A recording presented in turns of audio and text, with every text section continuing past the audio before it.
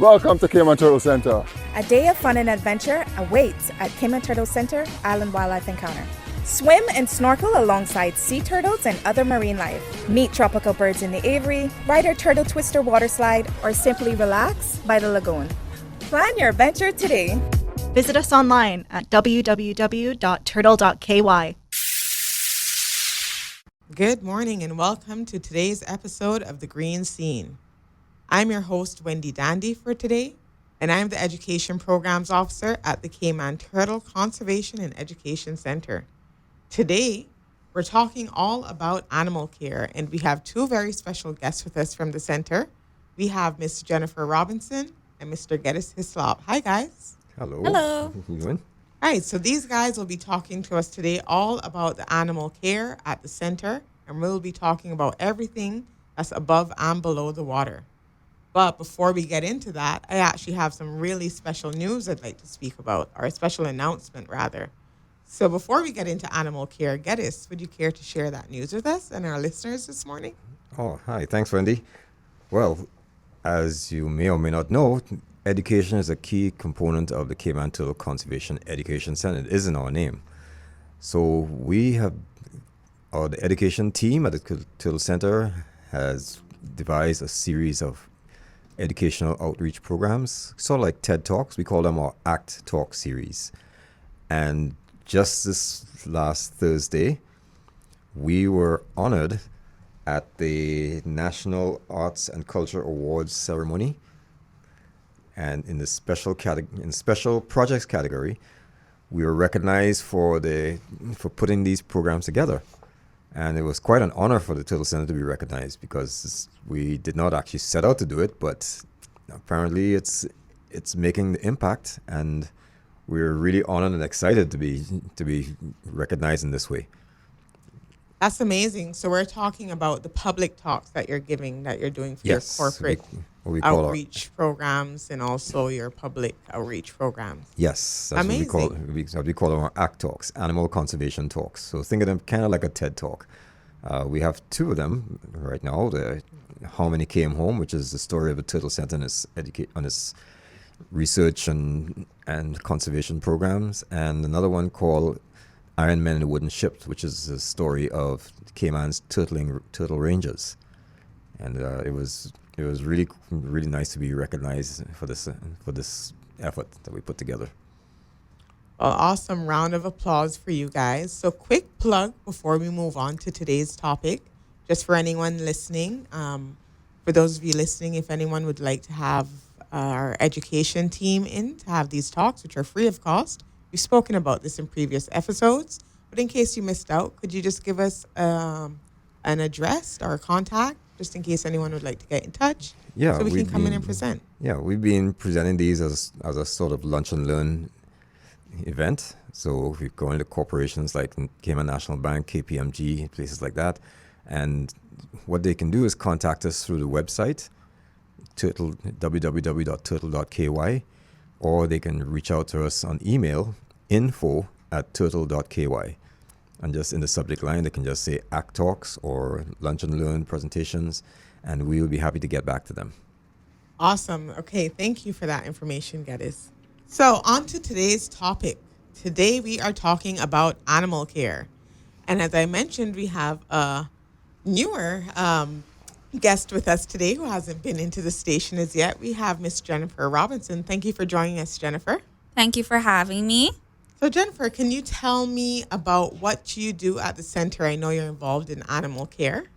Yeah, so my role is a part of the marine department, and I am the aquarist in that department there. So my responsibility is to take care of the fish, the sharks, and the green sea turtles that are in our turtle lagoon and the predator reef exhibits.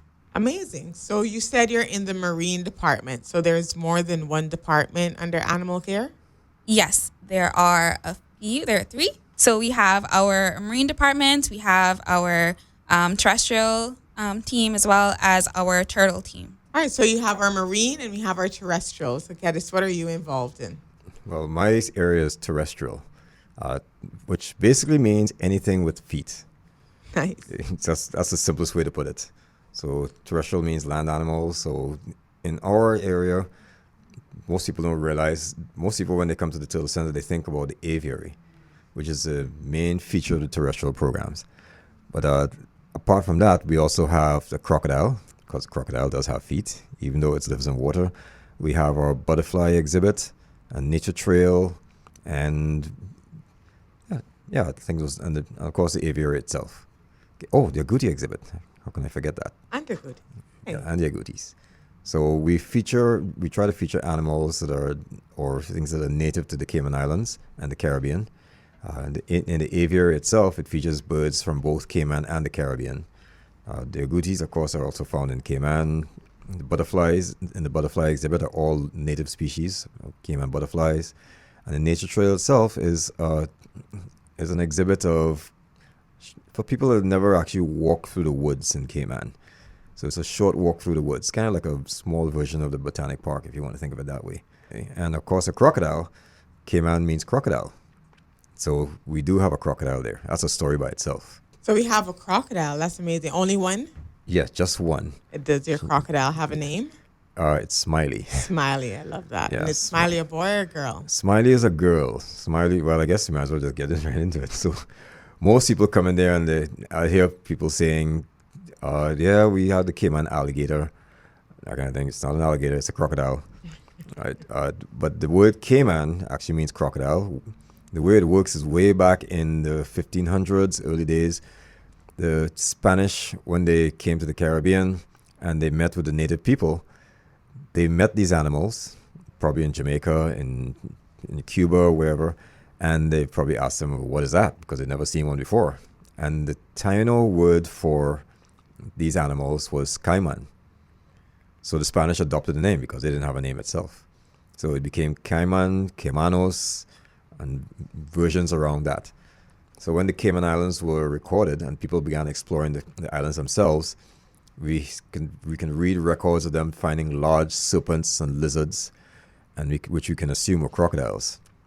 So the British explorers took the Spanish name and anglicized it from Cayman or Caymanos to Cayman Islands.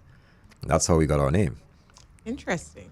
Since we're already on the topic of terrestrial, I think we should take this in two parts. So let's talk about terrestrial, and then we can get on marine after with Miss Jennifer. So you mentioned your crocodile. So your agoutis as well. And how many species of bird do you have in your aviary? In the aviary, we have 9 species. It features birds, like I said, that are native to the Cayman Islands. And in there, we also have some species that are not from the Cayman Islands. So the ones that people notice right away are ibis. We have scarlet and white ibis. And people usually, very often, confuse them with flamingos. Are they colored the same? I assume the scarlet ibises. Yes, the scarlet ibis look very similar in color to flamingos, but they are definitely not flamingos. We do have flamingos in Cayman, as people may or may not realize. Really? They're transient. They show up here every now and then, very rarely. And of course, flamingos are much taller than ibis. The Caribbean flamingo is about 4 feet tall, with webbed feet and a very long neck. And of course, they get their color from their diet. As we like to say, the ibis, they get their color from their DNA, not from their diet. So they're naturally red. So we don't have to feed them anything special for them to get their color. We do feed them a diet that enhances their color, but they don't really need the diet to keep that red color. Apart from that, so in the scarlet ibis are from the Eastern Caribbean, specifically Trinidad and Tobago. It's the national bird of Trinidad and Tobago. On this part of the Caribbean, we have white ibis. Yeah, I see a lot of those in Florida. Yes, you see them in Florida. They do exist here in Cayman, just not in the same numbers as in Florida. We do get migratory ones, but even through the summer, right through the year, there are occasional sightings of them. So they are around the island. I don't think they're breeding, but they are around the island. What else we have there is that is not from Cayman is also, most people see a yellow bird that they think is a canary, and those are the saffron finches. Saffron finch is a species that's native to the Eastern Caribbean. It was introduced into Jamaica and Puerto Rico because they're quite popular pets. They're pretty birds. And so we have them in our aviary to add a splash of color. So the saffron birds, can you explain their color to me for the viewers listening who haven't seen them before? Yes, they're a bright yellowish color, deep yellow with orange on their heads. The males have Gorgeous more birds. orange than the females, and the saffron, of course, refers to the color of the spice that they represent. That they're similar. That their color is matches. Okay. Apart from that, most of the other birds are familiar to people. We have the ground doves, which is one of the smallest pigeons in the Americas. We have the white-winged doves that Cayman Islands may know as big dove, and the white-crowned pigeons that people know as bald-pates. Yes, that's what I Yeah. grew up calling them, bald Yeah, plates. everybody a knows lot them of as bald friends. pates. Okay. So, and apart from that, we also have the two national birds. And So two yes, national birds. Two national birds. And this is something we always mention to people because people come into the aviary, especially school children, and we mention to them, well, we have the two national birds. Do you know what the two national birds are? And they look kind of confused because they say the Cayman parrot, and then they make up all kinds of other names. But the two national birds are actually the two subspecies of Cayman parrot. So if you look on the official government website, the national bird is the Cayman parrot. And as far as the Department of Environment is concerned, we have two Cayman parrots, so therefore we have two national birds. So we have the Cayman black parrot and the grand Cayman parrot. And both of them are there to view at the aviary. I should mention that the aviary is also not, most people know that they come to the aviary to interact with the birds. They enjoy it because it's a little Garden of Eden, very peaceful and serene. And people will donate some money towards our turtle releases and get to feed the birds as a reward, which is very popular, especially with children. But behind the scenes, there is conservation work going on. Right, that's what I was going to ask you about next. So thank you for telling us the type of birds that are in there for those who haven't visited the Caribbean Aviary at the Turtle Center. Please check it out. It really is an amazing exhibit and so peaceful and zen, as Geddes just mentioned. Mm-hmm. So now that you've told us about the animals you have above the water, let's talk about it. Let's take it deeper and talk about animal care. What goes on behind the scenes? What does it take to make successful exhibits and happy animals and good animal welfare and care? Yeah, well, as people that have pets will know, it does take some work, especially for us. We have wild animals, unlike domesticated animals like your dog or cat. And I'm not saying that those guys don't take work too. These guys, you take them out of their environment and you put them into a different situation. So what you have to do is try and replicate their diet, because in the wild they would select different things according to the season. They also have certain behaviors that they're accustomed to doing. So if they're denied those, they get stressed out. So for example, if you like to read and you don't have any books, you get a little bit antsy because you're trying to think of something to do. That's a very simple example. So what we have to do is cater for these animals at various levels, not only physically in terms of their habitat and where we keep them, and also look at their diet to make sure they're eating the right things that keep them healthy. But we also have to think of their mental welfare. Yes, mental. Animals do have feelings. And if they feel depressed or stressed out, they get sick. And the thing about wild animals is that they hide their illnesses very well, because most wild animals, if they're prey species, any sign of weakness and a predator will target them. So they will hold it up as long as they can. So by the time you notice something is wrong, they're really far gone. So observation. Wow. So the keepers that we have working on the terrestrial programs, for them, observation is probably, I would say, at least 50% of what we do every day. It looks very casual to the untrained eye, but you examine the animals. You keep a mental check of what they do and what you're not doing. So what you're trying to do is establish what is normal behavior, and anything that is abnormal, you flag that and you keep an eye on it to see if it means anything. If they're sick or injured in any way. Yeah, that's very important, because, like I said, if you don't pick it up quick, by the time you get to it, that animal could be in serious condition. And we work with our vet to make sure that the animals stay healthy. Diet is another thing. Most people that have pets, they probably think all they do is just throw food at them and that's fine. Right? I know, especially for the marine guys, you have to be very careful about how much you give them and what you give them, because wild animals, again, they're very used to going for long periods without food, because in the wild you never know when you're going to get the next meal. okay, especially in the dry season. In our case, dry season. If you're in northern climates, you might think about winter. Okay, so they're actually designed to go through long periods without food, which means that the metabolism changes according to the season. So they put on weight very quickly in the dry season, for example, because whenever they get a meal, they want to absorb as much out of it as they can. So you might actually have to vary their diet accordingly. Okay? Because once an animal gets overweight, they have the same problem as overweight humans do. Same heart issues or joints or that kind of thing. So we have to maintain that diet very carefully. Another thing we do is, exercise, if you want to think of it, in terms of what we call enrichment. Enrichment means giving the animal an opportunity to express natural behaviors. Okay, enrichment. I'm going to stop you right there because I have a lot to ask about enrichment. So I don't want you to give away too much once we start talking more about each section. But enrichment, I've heard a lot about it, and I have a lot to ask because I've heard at the Center for your Animal Care, both marine and terrestrial are very extensive on their animal enrichment. But since it's already brought up, could you just explain what animal enrichment is? Well, like I said, it's kind of, again, I'll give you a scenario. If you were locked in a room and you just had one book to read, you would get pretty bored pretty quick. If you get a different book to read, then it gets a little more exciting. If you get a DVD player and a TV, then it gets even more exciting.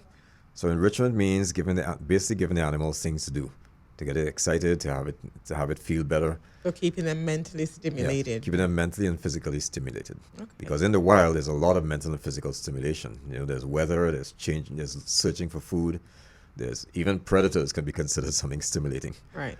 But for fight or flight. Yes, but when they're in human care, they don't get those kinds of things. We reduce a lot of the stresses that they will meet in the wild. And contrary to what most people think, stresses are not always a bad thing. Okay. Think about exercise, for example. Exercise is stress, but it's controlled stress, so it's a good thing in that sense. And it's the same thing with animals. But maybe a little later on, I can give you an idea of some of the things that we do, because the guys come up with some pretty inventive things to keep these animals. Very interesting, Geddes. There's a lot going on in terrestrial, and I feel like we've barely scratched the surface. But we're going to take a break right here with all that information, and we'll be back shortly. When we're back, we'll be talking to Miss Jennifer Robinson, our resident acarist, about the Marine Department. So stay tuned to the Green Scene, and we'll be back after these messages. Welcome to Cayman Turtle Center. A day of fun and adventure awaits at Cayman Turtle Center Island Wildlife Encounter. Swim and snorkel alongside sea turtles and other marine life. Meet tropical birds in the aviary, ride our turtle twister water slide, or simply relax by the lagoon. Plan your adventure today. Visit us online at www.turtle.ky. Did you know that turtles play an important role in ocean ecosystems? Turtles maintain healthy seagrass beds and coral reefs, providing key habitat for other marine life and helping to balance marine food webs and nutrient cycling. Learn more about our turtle friends at the Cayman Turtle Center. Hello, my name is Coco. I'm a Cayman parrot at the Cayman Turtle Center. I was rescued and love my home here. Did you know our human friends at the center breed and raise Cayman parrots, the national bird of the Cayman Islands, then release them to live in the wild? Come visit me and my bird friends at Cayman Turtle Center. Good morning, listeners, and welcome back to the Green Scene. You're here with your host, Wendy Dandy, Education Programs Officer from the Cayman Turtle Center. And today I'm here with Mr. Geddes Hislop and Miss Jennifer Robinson from the Cayman Turtle Center as well. And we're talking about animal care today. So right before the break, we spoke to Mr. Hislop about all the things happening in the terrestrial department at the Turtle Center. And now we're going to speak to Miss Jennifer Robinson about the Marine Department. So Jen, if you can bring us through what's a typical day at the center and what are your typical duties like? All right. So a typical day for me is, well, the week is pretty similar for most of it, but I usually start with morning feedings, checking to ensure that all of the fish are looking good, the turtles are looking great. So when you say morning feedings, so what animal are you referring to? So we have turtles and fish that we feed first thing in the morning before 9 o'clock. So they all have their own special feed that's prepared just for them. It's these pellets that are brought in. So these morning feeding, Jens, what animals are these and when does it take place? All right. So first thing in the morning before the center opens for business, what we like to do is our morning feedings, and we are feeding our turtles in the lagoon as well as our fish that we have in there. So in our turtle lagoon, we have around 38 turtles, green sea turtles right now. I think there are plans to increase that number just to kind of evolve or improve the swimming with turtles experience for everyone. Turtles are pretty quick, so it might be a little hard for people to see them if they're, kind of dashing away. So after morning feedings, we move on to food prep, and that is for our sharks, our nurse sharks that we have in our Predator Reef exhibit, our 2 male nurse sharks, Freddy and Buka, and also our fish that we have in that exhibit as well, our predatory fish. So what we have to do is remove any food that's been in the fridge, because usually our food is brought in, it's frozen. We have certain amounts that are given to certain exhibits and certain animals. So for our sharks, they're given about 1 to 3% of their body weight per week. This is to ensure that they're not overfed or underfed. And what we also like to do with our sharks is, because of their, these guys need a certain amount of food during the week, is we change their diet depending on the day and as well as the temperature or time of year.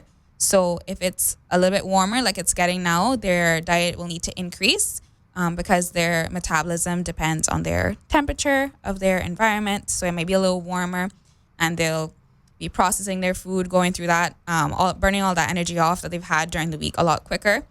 And so, yeah, that's how we prepare for our sharks.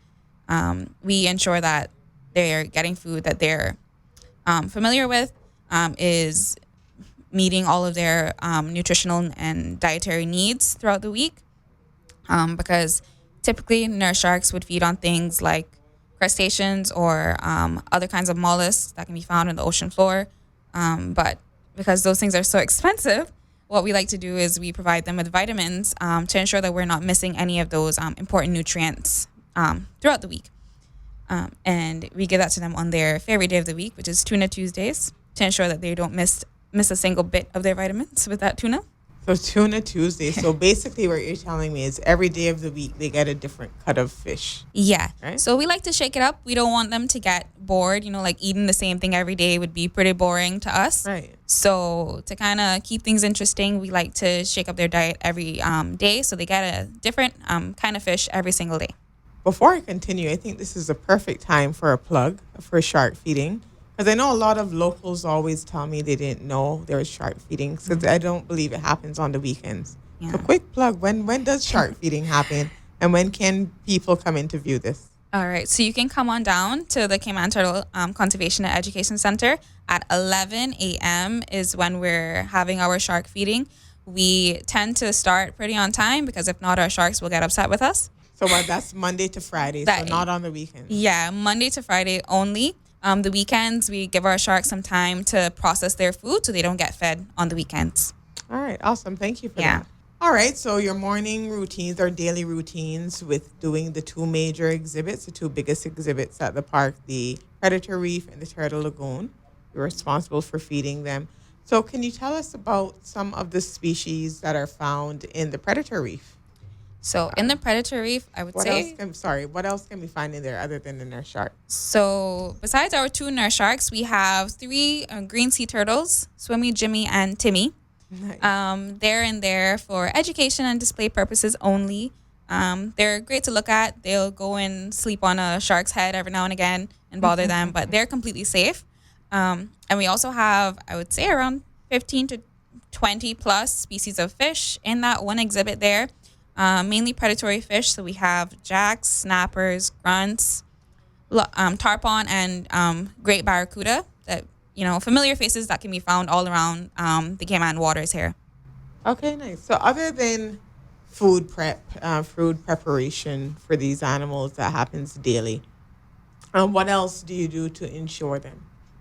What else do you do to ensure their well-being and safety and that they're being, properly treated? All right. So a part of my role is doing water quality assessments. I do this every week for the center. And what I do is I go out and I take different, I collect samples from around the coastline near the center, because we do discharge water into the environment around there. So I collect samples for around that area. I take their pH levels, I take their pH, their ammonia, nitrite, and nitrate levels, checking to make sure there's nothing out of the ordinary, nothing that's a cause for concern. I collect these samples and give them to Water Authority, and they're able to do their own kind of analysis on these samples to check and see if there's any kind of bacteria or. Because they check for E. coli and such. Yeah. Okay. Yeah. And so that's kind of like around the outside of our center. But on the inside, I also check the exhibits themselves to ensure that everything is working. Everything is like the temperature is good, the pH and everything. This is when it comes to water quality. Yeah. So if an animal is in an environment where it's not at optimal levels of water quality, there can be signs of stress. You can see different changes in behavior that might happen if there's like an increase or a decrease in pH or the salinity of the water. What we do because we do bring fish in. So after collecting fish, it can be a pretty stressful process. So I have to ensure that there are systems ready for these fish to be put in, and those are at the optimal water quality that they can possibly be at.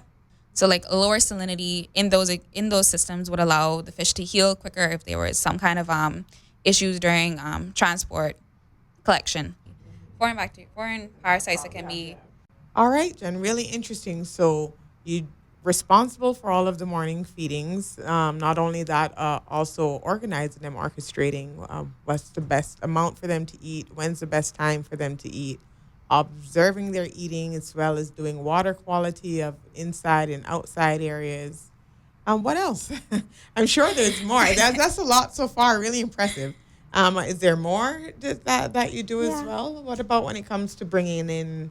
How do we actually import fish from abroad, or no? So what we do is we have a charter that we go out on, and employees like myself and like other people from my team will go out and we'll collect the fish just from right around the Cayman waters, and those will be then transported back to the center and be put through a process called quarantine, and they will be put into different standing tanks where we can observe them over a course of 30 days.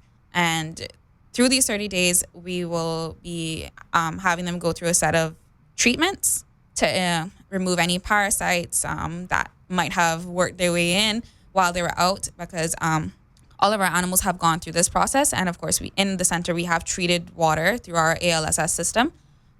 So we don't want to introduce any foreign parasites or any kind of pathogens, to our nice, clean animals.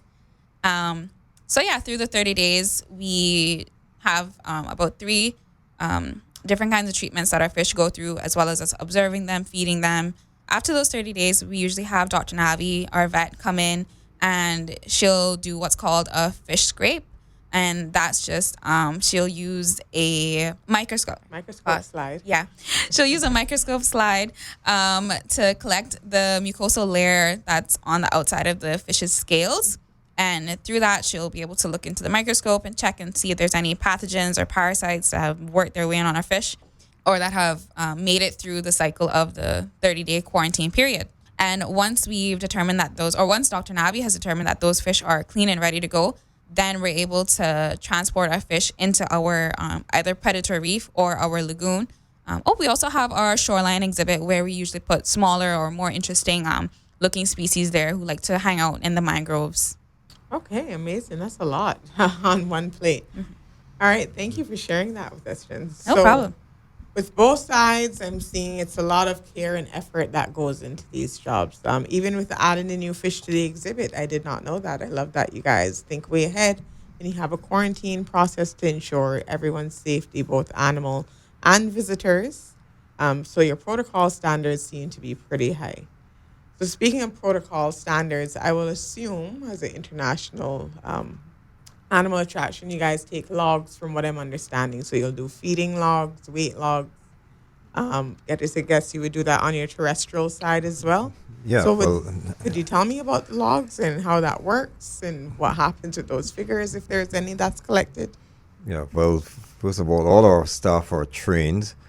We have international certifications from various institutions, so we know what we're doing.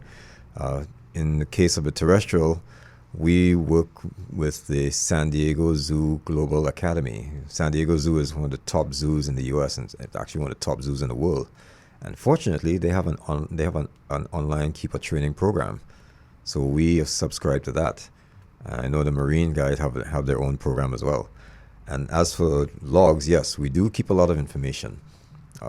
It's not just taking care of the animals, feeding them, and walking and going away. We do keep track of. We do a lot of all the observations that we do. We keep records, and we do actually. There is some research going on as well.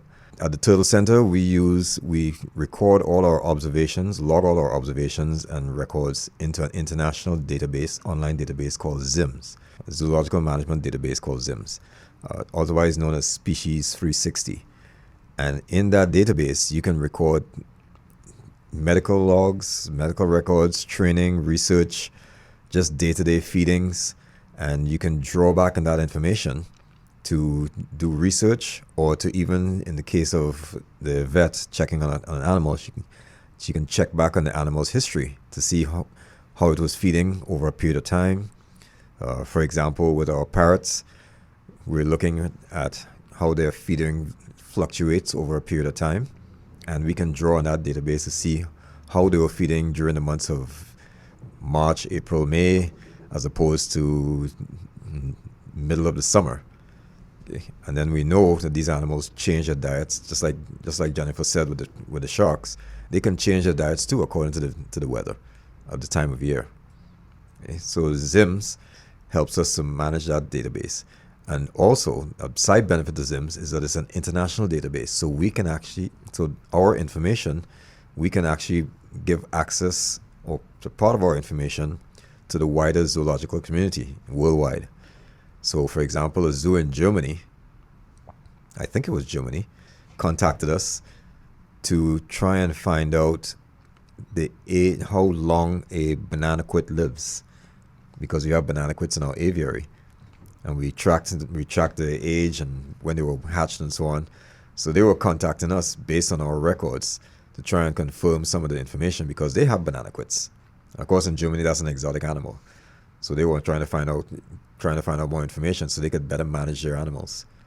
So all these observations in this international database, it doesn't just help us, it helps other animal programs around the world.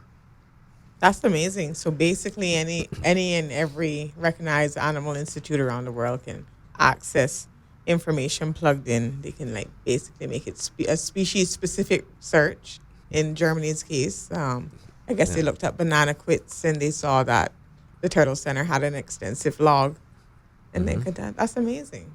Yeah, if you take the time to log it in, because putting in that information is somewhat, it's not hard, but it's somewhat tedious because it's a lot of information to put in. But the results work out in the end, because like I said, it benefits other people. In the case of our turtles, it's definitely benefited us, because we've had accolades from IUCN, which is the International Union for the Conservation of Nature, and they've written us at least twice to thank us for the details that we put into our records, because they've used that information that we have on our turtle side to help their programs and research. All right, guys. Well, that was really amazing information on both departments' part. Thank you guys for breaking that down for us. So when we come back, we'll talk more about that and get into real details like we were discussing before, and we'll get back to that topic of animal enrichment. So stay tuned with us, guys. You're listening to The Green Scene on Bobo 89.1 FM. Thank you for tuning in, and we'll be right back after these messages. Welcome to Cayman Turtle Center. A day of fun and adventure awaits at Cayman Turtle Center Island Wildlife Encounter. Swim and snorkel alongside sea turtles and other marine life. Meet tropical birds in the aviary, ride our turtle twister water slide, or simply relax by the lagoon. Plan your adventure today. Visit us online at www.turtle.ky. Did you know that turtles play an important role in ocean ecosystems? Turtles maintain healthy seagrass beds and coral reefs, providing key habitat for other marine life and helping to balance marine food webs and nutrient cycling. Learn more about our turtle friends at the Cayman Turtle Center. Hello, my name is Coco. I'm a Cayman parrot at the Cayman Turtle Center. I was rescued and love my home here. Did you know our human friends at the center breed and raise Cayman parrots, the national bird of the Cayman Islands, then release them to live in the wild? Come visit me and my bird friends at Cayman Turtle Center. You are back on the air with Wendy Dandy from the Cayman Turtle Conservation and Education Center. And I'm in studio with Jennifer and Geddes, also from the center. And today we are talking about animal care. Before our messages, we were talking about the difference between marine and terrestrial exhibits and what the work that is entailed in taking care of both species that fall under each department. So guys, thank you for all that information that you gave us earlier. So I did mention before the break we were going to get into animal enrichment when we get back. So Geddes, if you could take it away again and give a short explanation on what animal enrichment is and give us some examples of you putting that to use in the terrestrial exhibit. Then afterwards, Jen, you can tell us about some examples of animal enrichment you use in your marine department. Yeah, thanks, Wendy. Well, just to recap, enrichment, the technical term or the technical definition is allowing an animal to express natural behavior or do what it naturally does in the wild. So these animals in our care, they're not in the wild, obviously. So we have to come up with ways to help them do what they do in the wild, because that is actually good for their welfare and their mental and physical welfare. So think of it like giving the animals something to do, something to play with. And the best example I can give is like our parrots. These parrots, they live they have a pretty good life. They get good meals, they have a great health plan, they get interaction, but at the same time they're still parrots. And we liken the parrots to a 4-year-old child. They're probably just as intelligent, which also means they like to play, they like to get up to mischief. So giving them toys and things to play with is very important, because it keeps them occupied, it keeps them healthy, keeps them stimulated. So for our enrichment, we don't have to think of anything much. If you look up enrichment for parrots, in most cases, they'll show you pictures of fancy toys, bells, whistles, mirrors. What we do with our parrots is we give them branches. So we like to use as much natural material as we can. Branches. So basically what you're implying is what kind of branches? Like a local species? Yeah, local species of branches. Give me some examples. So parrots are like to eat fruits, flowers, and they also eat the leaves of certain trees as well as the bark of certain trees. So for example, and for those of you who have Cayman parrots at home, this is probably a good idea. We will cut a branch of a sea grape and hang it up in the cage for them. And you can see right away they get interested because there's something new and exciting they exhibit. They go right over, they climb onto it, they climb up and down, they chew on the bark. They'll pick the leaves off. They'll basically destroy it. And that's what parrots do.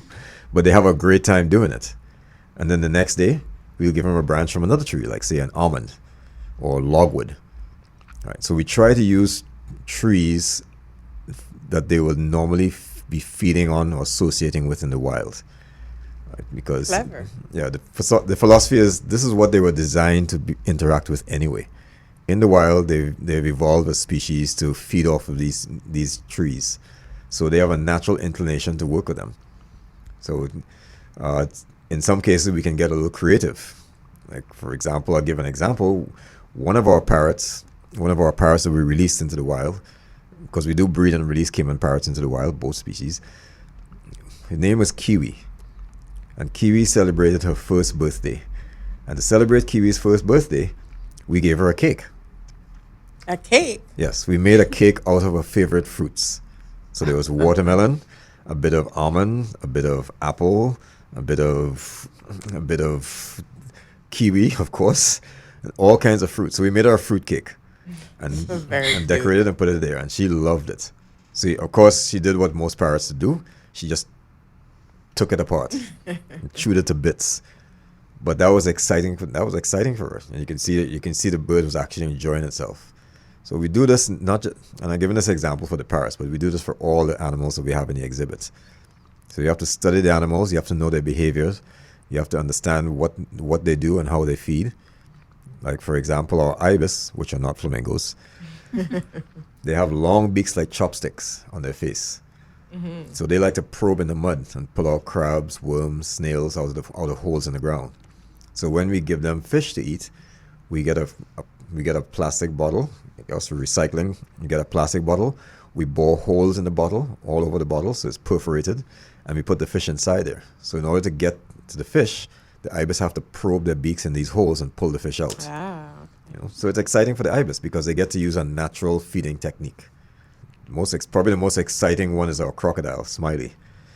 Feeding crocodiles, and just in case so these guys know, if you do have a day off or you have a lunch hour off and you want to see the crocodile feeding, currently our crocodile feeding is Wednesdays at 11:45 at the Cayman Turtle Conservation Education Center. As we get further down into the summertime, when it gets warmer, Smiley, the crocodile, being a reptile, her metabolism spikes and she eats more. So we split it now into 2 days of feeding. I think that might be coming up soon, considering how hot it is these days. Oh my goodness, so hot. Definitely probably by sometime in June, we would switch to 2 times a week. But when we feed Smiley, we feed her some of her favorite food, which is fish or iguana. Okay, so we contribute our little bit to the iguana problem in the Cayman. And we feed her with a pole, definitely not by hand.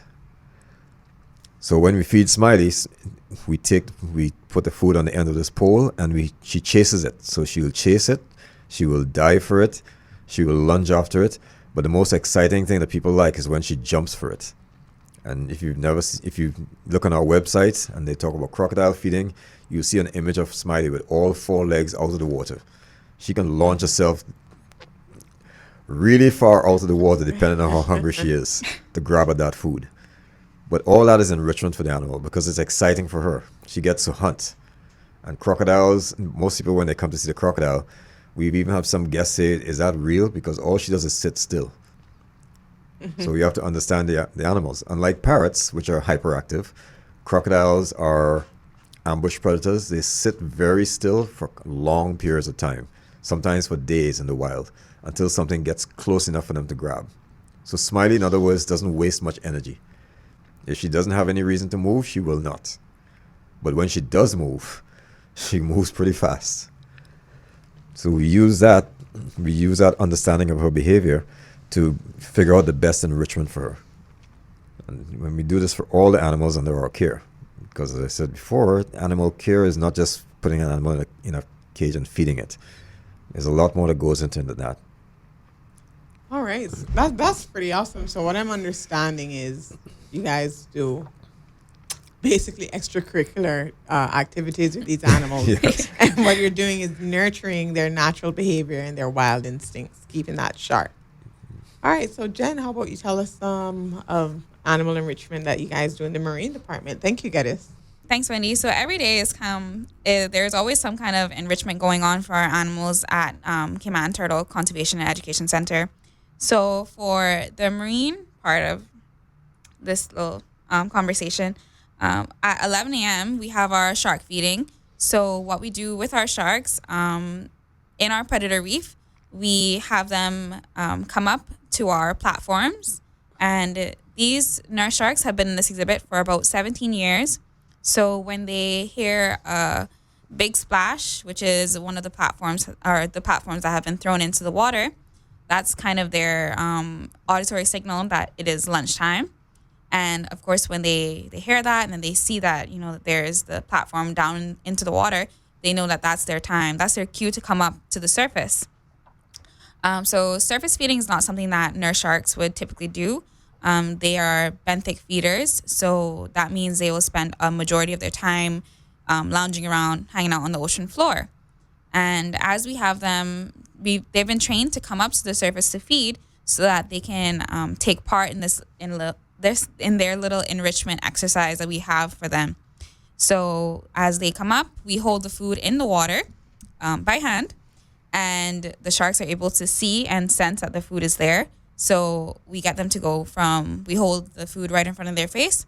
We move them from left to right as they follow the food through these little S turns. And before we reward them for coming up and doing those behaviors that we want them to do, we actually hold them still for a little bit. And by doing this, we check them over. We check their eyes, their fins, to ensure that there is nothing out of the ordinary. Of course, if we find something, then we can call our vet, Dr. Navi, over, and she'll tell us the best way to move forward by treating our sharks. But them coming up and going through these set of behaviors and staying still for this little bit, ensure that they're using both their mind and both they're exercising their body physically. That is their form of stimulation, which encourages their natural kind of hunting behaviors that they don't necessarily have because they're in captivity. So another method of enrichment that we use for our sharks is, this is after shark feeding has already happened for the day. So we have these enrichment devices that are actually made out of PVC pipe, and we have cut holes into them and made it into this device where our sharks are able to swim over them, move them around. They actually nudge them like with their faces or their fins, and they encourage the food that we've put in there. So it's mostly shrimp or some other kind of food that we put into it. So they encourage the food to fall out, and they also use their suction to pull the food straight out of the little holes that we've made in these pipes. And that kind of behavior is kind of similar to what they would be doing out in the wild. So if there was any fish or crab that was in a hole that the shark couldn't necessarily get to, they would kind of move around and use their suction to pull the piece of the fish or the crab or anything straight out of that hole right into their mouth. We also do enrichment for our turtles in the lagoon. So they have a certain feeding area that they come to every single day, 3 times a day. And they swim into this little cage that we have for them. So they swim in and under a barrier. So our turtles in the turtle lagoon also have their own kind of enrichment, where we have a kind of a cage that's been set into the lagoon off to one side. And the turtles are able to swim in, and once they come into one section of the cage, they have to swim under the barrier that we have there so that they can get into the section that has their food. So it's similar to them swimming over and under pieces of coral, or when they're out on the reef or anything. That is another behavior that's familiar to them, and helping them use their mind and their body. All right, awesome. Thank you for that information, Jen. That was really interesting. The sharks are going through quite a lot. I mean, all of the animals in all the exhibits seem quite entertained. So that's a great job that you guys are doing over there. So tell me, guys, with all of this hands-on experience that you guys have with all of these assortment and an array of animals from land to sea, as Getta says, from those with feet and without, you must have some pretty cool or funny or interesting or maybe frightening stories to tell. So can you share something with me, some experiences you've had, and with what creature and what happened? There was actually a time where we were broadcasting, or I was broadcasting food, which is like the cut prepared fish that we have to feed at 11 o'clock during shark feeding time, because of course not only our sharks are getting fed, we also feed all of our other predatory fish at this time. While the food was being thrown out, we have 5 pretty large tarpons in the exhibit, and we also have 2 barracuda at the same time. So a piece of mackerel was thrown out, and I think a tarpon and one of the barracudas was trying to go for it at the same time. And I think the barracuda came at it with such speed that he actually bounced off the tarpon the same time he was going for it and flew like 3 feet into the air. So that was pretty funny. I don't have anything exciting like that, but let's see, I can give you a cool one about I gave you the story of one of our parrots celebrating her birthday. Well, I can give you a story about Smiley the crocodile. Smiley we have built up a relationship with this animal over the years. We got her in 2006. We actually rescued her off the Queens Highway. Oh, did you? Yeah, back in 2006. Well, that's an important fact to know that she's actually. So you rescued her. Yes. That'll be in a whole other Yes. episode. Yes, that was a whole other episode. Okay. Basically, we rescued her on behalf of the Department of Environment, and kept her at the Turtle Center, and then eventually it became a permanent home. To make a long story short. Okay. But when a couple of interesting stories. The first time we found that Smiley could jump was when we put her in her exhibit, her current habitat that she's in now. When people come in to look to the park and they come to the crocodile exhibit, sometimes people ask, where the crocodile? And we just point, there's one tank with a cage around it.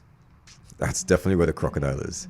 And at the top of that, on top of the cage, are some bars that lean inwards. Right? And they lean inwards for a reason, because when we first put Smiley in that enclosure, people would climb up, including us, climb up and look over the top to just see what she was doing. One day, she decided to come and say hello to us. And that was the first time she found she could jump that high.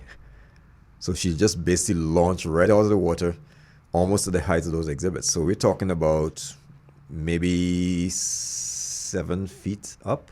Oh, wow. 6.5 to 7 feet up. 7 And snapped feet. at people, snapped at someone that leaned over the top. So that's how you found out that crocodiles can jump. That was one story. Second story I give you was when we first found out that Smiley, how strong she actually is, because we feed her with a pole. We basically put the food on the end of a pole. At first, we used to use a metal pole.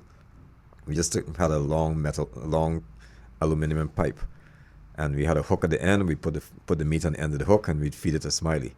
Well, one day Smiley decided she wanted the pole, so she clamped down on the pole. She ignored the food and she went for the pole.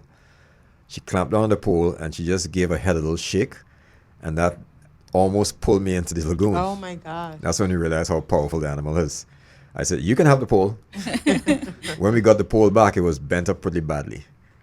So we switched to a piece of bamboo, because that's a lot less expensive than having to keep replacing metal poles. So now today we still feed her with a bamboo pole. So it's interesting learning all these things about these animals, because after a while we became so accustomed that we sort of took it for granted that she was used to us. But every now and then she reminds us that she's still a predator. You get too close, you can become dinner, whether you feed me or not. That is an amazing. Nobody's become dinner. Just so you know.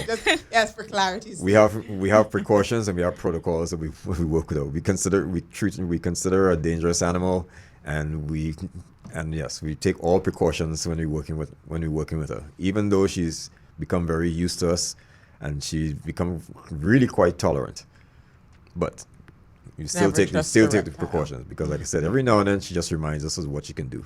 Wow. That is amazing. I can't think of many people that would have these kind of experiences. Jen, do you have any more stories you want to share before we wrap up? Yeah, I have one more. So there was one day we were doing shark feeding as normal, and Freddie, I could tell that he was a little agitated because he wasn't really coming up the way he was supposed to. Like, he kept coming up to the surface underneath the platform, but then he would kind of shake his head and then swim away.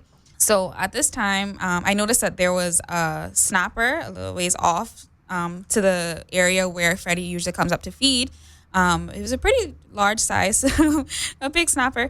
And Freddie, I guess he was getting kind of annoyed with that. So because I knew that he wasn't coming up to do his turns properly, I kind of took a seat back or leaned back on my heels and just watched him for a bit. And as soon as I did that, his tail, and this shark is around 9.5 feet long, and his tail is over, half that length, around half that length. So that tail came flying right out of the water before I could even blink. It was already back down, made a big splash, slapped the fish that was right next to the platform, almost took me out at the same time, and left me completely soaked, and just swam off. Yeah. Seems like you're always there to notice the fish collisions. Oh, yeah. That fish didn't know what hit him, actually. All right, guys. Well, thank you for all those interesting stories. I mean, those are some stories that only you guys would have, or only someone in this profession. Quite unique. So thanks for sharing with us, guys. We're going to break and take a few more minutes to listen to some sponsors. You are tuned into The Green Scene, brought to you by the Cayman Turtle Conservation and Education Center on Bobo 89.1 FM. We'll be back real soon, and thank you for listening. Hi, this is Geddes from the Cayman Turtle Conservation Education Center. Hi, this is Shona from the Cayman Turtle Conservation and Education Center. Hey, this is Wendy from the Cayman Turtle Conservation and Education Center. We're inviting you to our new show. Welcome to Cayman Turtle Center. A day of fun and adventure awaits at Cayman Turtle Center Island Wildlife Encounter. Swim and snorkel alongside sea turtles and other marine life. Meet tropical birds in the aviary, ride our turtle twister water slide, or simply relax by the lagoon.